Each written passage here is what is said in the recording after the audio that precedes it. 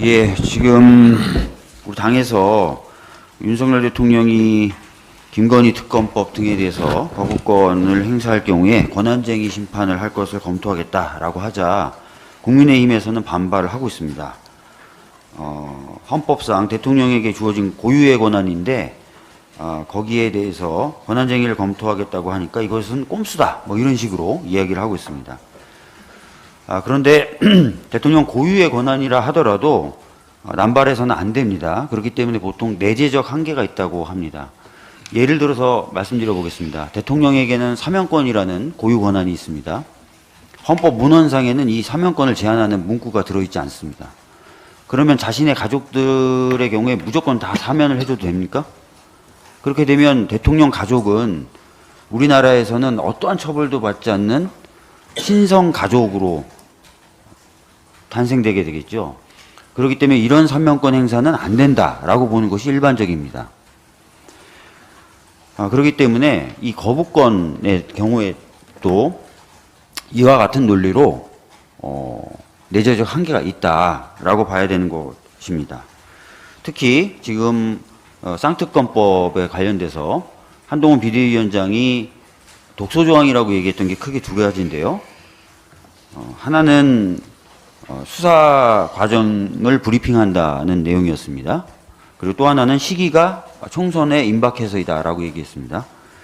근데 이미 여러 차례 말씀드렸지만 수사 과정에 대한 브리핑은 최순실 특검 때부터 있었고 그 이후에 만들어진 모든 특검법에 동일하게 들어가 있는 조항입니다. 그래서 이것이 독소조항으로 갑자기 둔갑할 이유는 없는 것이겠죠. 시기 문제는 저희 더불어민주당을 포함한 야당들은 최대한 신속하게 쌍특검법을 제정해서 시행하자고 얘기를 해왔지 지금 하자고 얘기한 적이 한 번도 없어요. 국민의힘이 반대하다 보니까 저희가 패스트트랙을 지정했고 그래서 지금 이 시기에 법이 국회 본회의를 통과하게 된 것입니다. 과거부터 있었던 조항을 문제 삼고 본인들이 정한 결국 만들어낸 시기를 가지고 문제 삼고 그것을 가지고 거부권 행사하겠다라는 것은 전혀 타당하지 않죠. 거기다 더해서 이 쌍특검법은 대통령 본인과 본인 배우자에 대한 수사를 가능하게 하는 법이죠. 근데 그걸 본인이 거부한다는 거예요. 본인과 본인 배우자의 이익을 위해서. 그래서 이해상충에도 해당되는 겁니다. 그렇기 때문에 거부권을 행사할 대상이 안 된다. 이유도 안 된다라는 겁니다. 과연 이런 경우에도 거부권이 무조건 허용돼야 되느냐. 여기에 대해서는 당연히 헌법적 검토가 필요한 겁니다.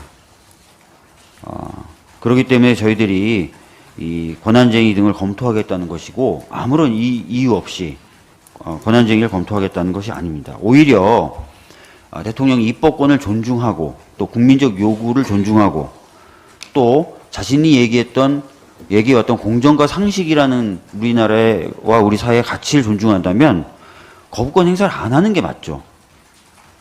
그래서 저희들이 거부권 행사 시 권한쟁의를 검토하겠다는 말에 대해서 꼼수다 이렇게 표현을 하면서 비판하는 것 타당하지 않다라는 말씀을 드리겠고 거부권 행사를 하지 말아야 된다라는 점을 다시 한번 강조해서 말씀드립니다. 이상입니다.